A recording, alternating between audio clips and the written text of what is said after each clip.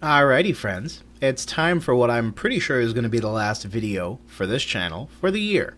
And interestingly enough, I thought it no more appropriate to revisit probably my arch nemesis, the Umbreon VMAX Alternate Art card from Evolving Skies. How wrong was I about it? Almost as wrong as this meme about Morocco in the World Cup. But we should probably talk about it. So, in today's video, your recap of the Umbreon VMAX Alternate Art card from the Sword and Shield Evolving Skies set. Everything you need to know heading into 2023. But before we do that, let's roll that intro.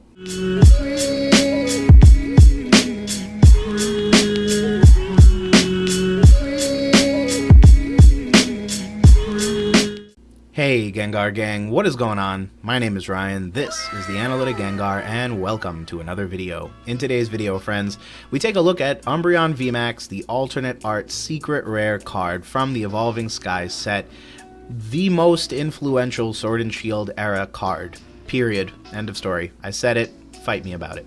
Now, this card is unique for many reasons, and so in today's video we'll take a look at a variety of different data points in order to just kind of give you a little primer into what I think is going to be a pretty persistent card in the upcoming years.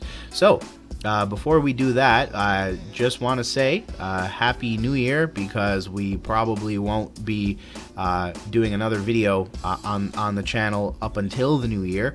And of course, happy holidays to anybody celebrating the variety of holidays that usually happen in December. And of course, if you like today's content and you want to help me out a little bit, definitely feel free to leave a like on the video. And hey, if you're not already, consider subscribing in order to become part of the Gengar Gang and join me on our happy little Pokemon journey into the new year.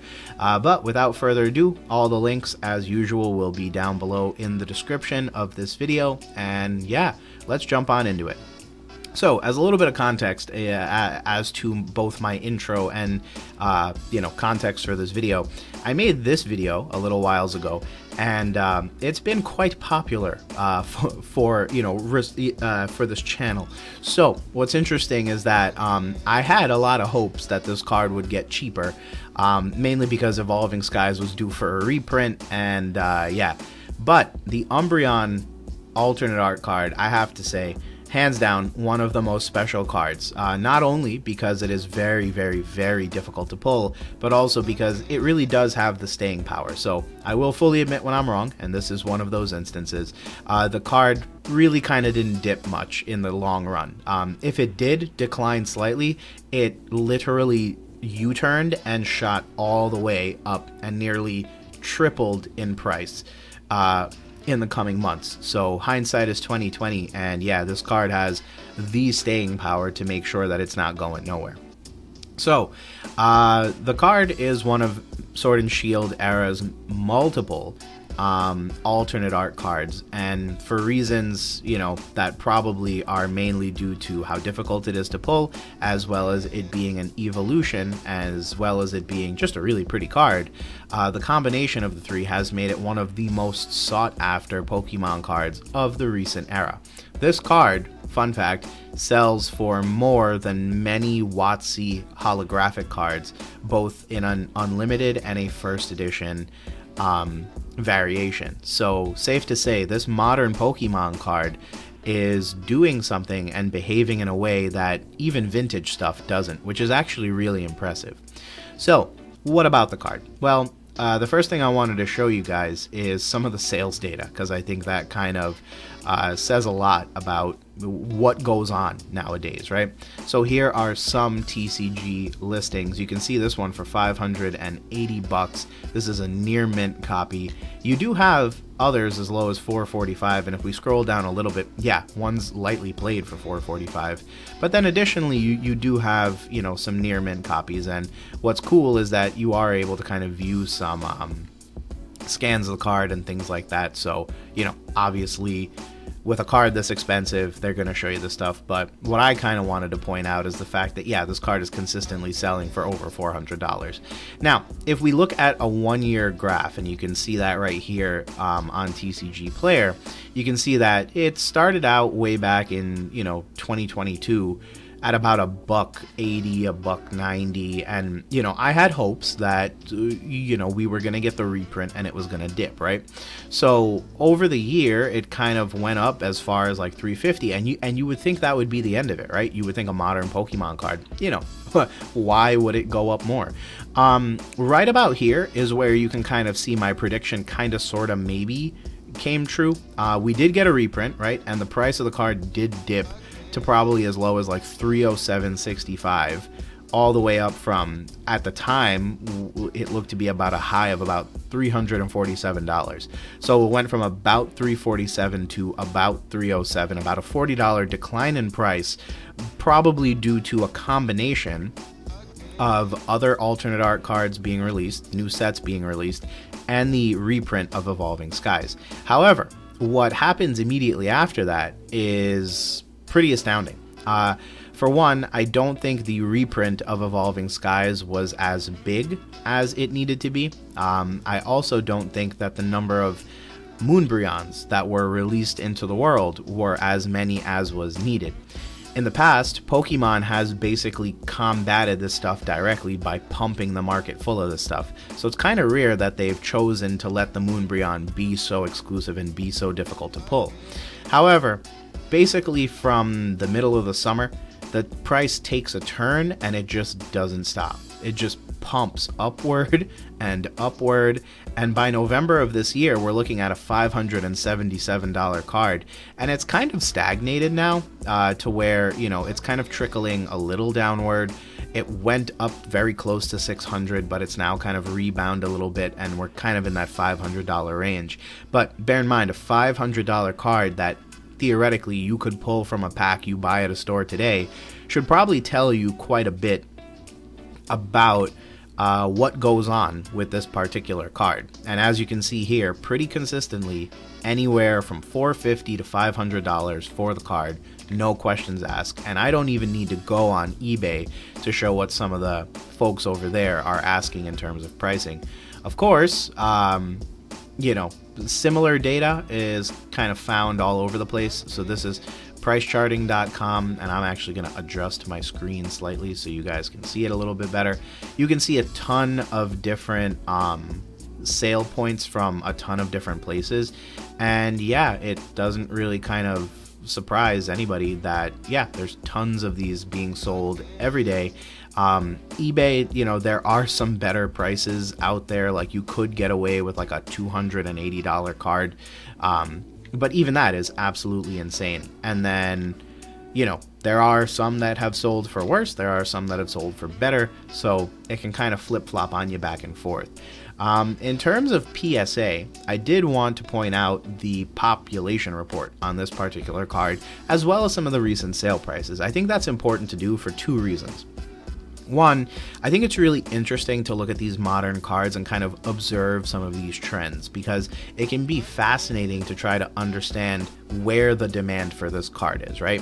When we ask that question, we're basically saying, okay, well, what do people want when they get this card in their hand? Do they want to grade it? Do they want it graded? Do they want it already graded? Do they prefer a particular grade? These are all questions that can help a individual kind of decide where to kind of put their money. And I'm thinking more so from a financial point of view at that point.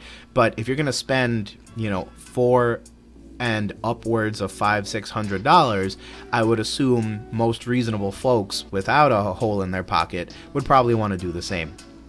And so that's when I kind of got curious, and I said, well, let's look at some of the graded stuff as well. So now we have a pretty good idea, right, of what the ungraded card sells for. Anywhere from $450 to $600 is a good price range, I think, with most cards kind of falling in that really tight $450 to $500 price range. And so now, if we look at some of the graded cards that have sold recently, you'll see that, PSA is tracking price history on 10s, 9s, 8s, and 7s. The 9s are going for effectively the price of an ungraded card. So if we really look at this and kind of drill into some of these details, you'll see that, in the month of December, a bunch of 9s have sold on eBay auctions, all of which are effectively just the sale price of a, ungraded card. This $4.55 is literally this price plus a few cents, right? So all things considered, yeah, you're getting 9s for about that price. 10s, as usual, carry a tiny bit of a premium, but surprisingly enough, not too much of a premium. So if you look here, there are some times where it goes for over $1,000. But what's funny is that I see more in the $800 and $700 range, and even some that have dipped below that. So this particular card sold for less than $700, which I actually think is a pretty interesting thing. That probably means that, yeah, that was a valid card, but for reasons not to be understood, people just weren't pressed about purchasing it, or someone got super lucky. So really interesting point. Keep it in mind for just a little bit longer. Now I wanted to show you guys the actual full pop report, because I think this is going to be a very interesting item here. So one could ask the question, well, where are all these Umbreons? Well, for a modern Pokemon card, lo and behold, here is your Umbreon VMAX Alternate Art, so number 215. As you can see, there are really no low cards, and that's probably because many of these cards are getting graded straight from the pack. So they're getting opened up, sleeved, top loaded, or the card saved, and then put in a box and sent to PSA or BGS or whatever have you, with probably overnight service. As a result of that, I applaud the people who got a PSA 3, 4, 5, 6, or even 7, because honestly that's pretty impressive. Very nice, by the way. So now, as it comes to the 8s, 9s, and 10s, I personally believe you can pull a modern pack of Pokemon cards, and you could pull one of these things and it can grade an 8. Why? Centering. I think centering is going to be the culprit for anything 8 and 9. And then, of course, some whitening or someone not being very careful when opening up the pack of cards. Little defects can cause the 9. Plus, PSA is probably not going to dole out too many of those all the time. Now, interestingly enough, you're looking at upwards of 80% of the population of Umbreon VMAXs being PSA 10s, so the card does grade very well. And the other thing to note is that if you look at all the cards in the total population for Evolving Skies, what you'll note is that we're talking about 12% are the English Umbreon VMAX Alternate Art Secret Rare card. 12%. So you can tell that the card is also being graded, right? It's not just a card that's out there that people are interested in.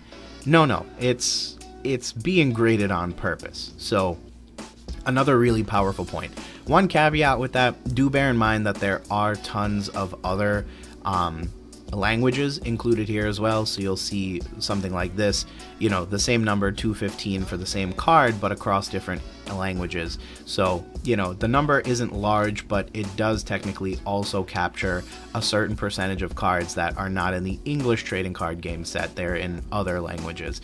But as you can see, almost consistently, the numbers are teeny tiny compared to the actual number of English TCG cards that are getting graded.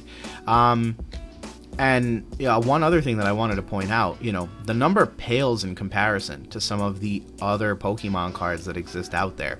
So something like the Rayquaza VMAX, something like even the Sylveon, which, you would figure is an evolution and would therefore, command some kind of premium. No, almost double the amount of cards, actually more than double the amount of cards, I think, are graded as Umbreons. So yeah, just completely blows it out of the water.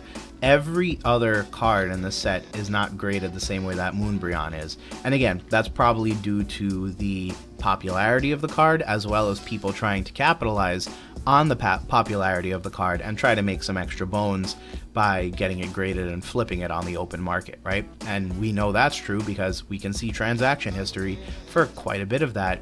And, even out of that, tons of cards being sold all the time. So we know for a fact that the card is being graded for the express purposes of selling the card and making a couple bucks. Obviously that's not true in every single instance, but as we can see, the data does kind of support a theory where tons of, I'll call them entrepreneurial folks, are grading the card and then turning it around on the market. And then obviously we see even folks with the card ungraded are also kind of doing the same thing. We do have quite a robust number, 6 pages actually, of possible sales. You've got 58 other listings just on TCG Player alone. So the card is available. It's just really expensive to get. So where does that put us? Well, I wanted to flip over to my good friends on Reddit because I think they're the ones who are going to help dig us out here, right? So yeah, this post was probably dedicated to me, honestly. To everyone who said the Umbreon was tanking in price, eat your heart out. Well, yeah, I've already done that, trust me. So just scrolling through to kind of get an idea of kind of what gets chit-chatted around. Yeah, so this comment was one that I saw that I was actually very happy someone brought up. The first edition Umbreon from Neo Discovery. So there is a Neo Discovery card out there that is an Umbreon as well. Beautiful card. Here it is on screen. And this card is more expensive than that. So this is what I was saying. Like, there are WotC era Pokemon cards from way back in the day that are no longer in print that you can pick up for cheaper than you can a card that's in an Evolving Skies pack. And by the way, Evolving Skies is still on store shelves. So just stop and think about that. Now, this was an interesting tidbit, but this person ended up saying that we're in a speculative time in the hobby. And so people are willing to kind of poke and prod and see what happens. And I think that's actually, yes, part of the case. This person is still holding out for a reprint. I do think there's a little bit of truth to that because I have seen more and more Evolving Skies pop up here and there.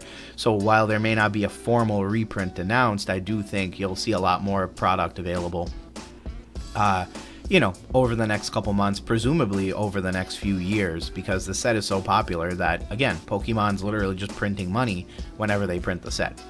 And then, yeah, there are tons of different comments here. I'll leave a comment to this down below, but the other thing I wanted to show was this particular thread on the Pokemon TCG Reddit, where they basically say, hey, same thing, $400 to $500 card raw, is it difficult to pull?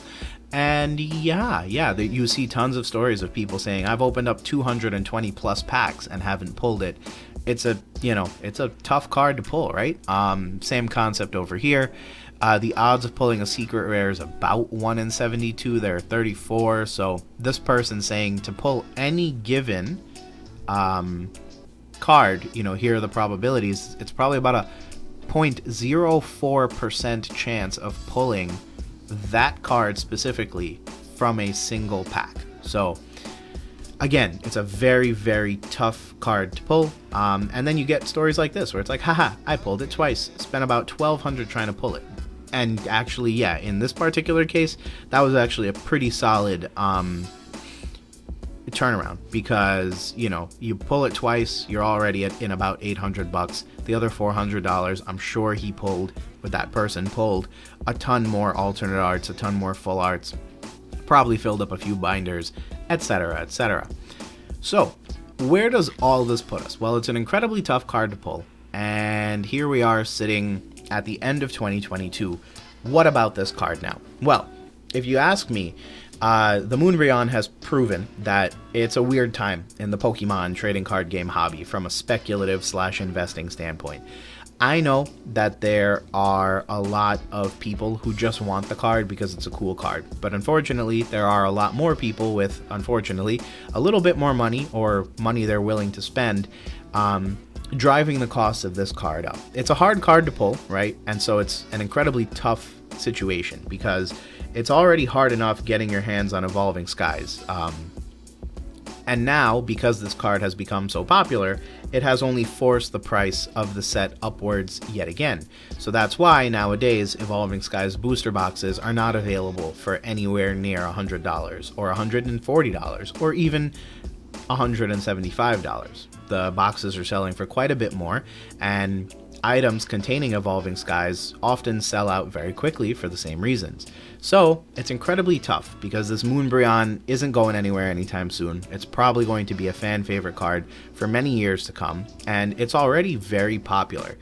So what could you do, or what should you do in order to even give yourself a chance to get this card? Well, the first thing I can say is it's incredibly hard to pull a card. So unfortunately, your best bet to guarantee you're going to get the card is just buy it here. I'm not saying to buy any of these particular listings. I'm saying find the card, whether it be on eBay, on TCG, wherever it is you prefer to buy the card. And you know what? The best way to guarantee you're going to get the card you want right away is just to buy the card directly. So start stalking those eBay auctions. Start checking these trading card game sites. Find a card you like, find a seller you like, and buy it. That's going to be the simplest, most straightforward way of purchasing this card and making sure that, yes, you are going to receive a Umbreon. And that is true of any card. If you want the card, buy the card. You don't have to worry ever again about if you're going to pull the card. Now, if you're the type of person who likes the chase, well, it becomes a little bit more difficult. Evolving Skies booster boxes are currently double MSRP or close to it, so unless you've got the money to throw at a case of Evolving Skies, you're probably not going to end up being very happy if you don't pull the Umbreon. And again, Evolving Skies are selling for at least $200 each nowadays, so we're talking about a $1,200 investment, and you might not even get a Umbreon VMAX. Again, this is part of the reason why I just finished saying, if you want the card, buy the card. You're going to save yourselves $800, or for the same amount of money, $1,200 US, you could probably get away purchasing 3 of these if you're lucky, and you get them at about $400 each. So, something to think about. And finally but not least, if you, again, wanted Evolving Skies packs to open up, and this is kind of where I am at right now, look for products that contain them. So Costco was having a sale not that long ago on a 4-pack of Pokemon tins, and each tin contained at least 1, if not 2, Evolving Skies packs, which means for each and every single one of those tins that you open up, you are getting a few, packs here and there of Evolving Skies. A similar thing is true of the Pikarom box from GameStop. So it's the GameStop exclusive Pikarom box. It usually contains 2 Evolving Skies packs as well. And better yet, you can actually visually see those packs because of the way that the packaging works on that box. So if you see those at your GameStop, you might want to pick those up too. Because again, at least there are some packs there. So the best part of all is that both the Costco tins and the Pikarom box have been on sale recently, so you're getting these packs for well below MSRP. You're getting Evolving Skies. You're also mixing in some other great sets like Brilliant Stars. So you're basically getting a little bit of everything, and you're still getting the chance to pull this card. And I guess my bonus fun fact for the day, if I could just point out very quickly, we're seeing this card pretty consistently trend at about, $500, right? So if I flip back to the PSA website and kind of show you the price of a 10, you're paying $300 more. It's graded a 10, period, end of story. It is my opinion that if you could reliably find auctions at or around this price, I would take the chance on buying the 10s. Reason being, you can put them away, and it gives you a little bit of flexibility in the future. In the future, you're going to have a slab in your hand that you can wave around and demand a premium for because it's already been graded. You can waive that slab and demand even more of a premium because not only has it been graded, but it's been graded a PSA 10. And then, on top of that, if you really wanted to, you could break the slab and put the card in a binder. But if you really wanted the binder card right now, I would also, again, recommend flipping back over here and, fishing around, sharking, see if you can't find a good deal on a binder copy of this card. But, personally, if I were actively in the market looking for this card, I'd either hit a site like this one and buy the card direct, or I'd buy a PSA 10 version of the card and basically do the same exact thing with the full expectation of holding on to the slab until such a time that I, decide what I want to do with it. It's a PSA 10. If I really wanted it in my binder, I could do that. Otherwise, I could wave it around and say, ooh, look, here's a PSA 10. Give me a premium for it, if this was an investment type of angle I was trying to take on the card. And I guess my only other thought leading in is Scarlet and Violet is coming out, so maybe the card will fade in popularity, he said, hoping we don't repeat history again. Anyways, I'm gonna delete this part of the video specifically if that isn't true. LOL JK. But there is a possibility, right, that Scarlet and Violet's gonna come out within the next year. Maybe some really amazing cards steal the limelight away from this particular card. Stranger things have happened, right? And like that person on Reddit said, we're in a speculative time in the market. Therefore, there is a possibility that for one reason or the other, something weird's going to happen and the Moonbreon's going to not disappear, but, kind of fade to the back for a little bit, and maybe you'll see some of these prices dip a little bit as well.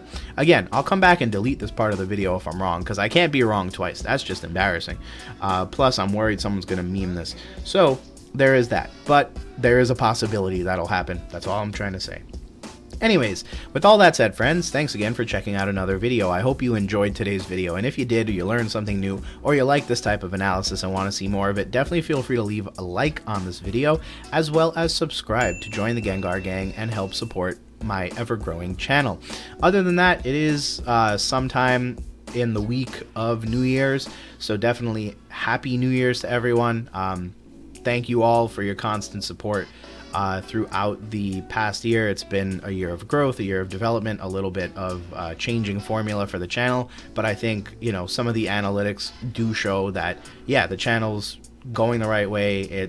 I think the content is kind of meeting the needs of the people who watch my content as well, and those creepy robots are still here, so I think I'm doing something right. Other than that, friends, thanks again. Happy holidays, and we will talk in the new year. But other than that, thanks again for watching another video, and we will talk soon. Peace.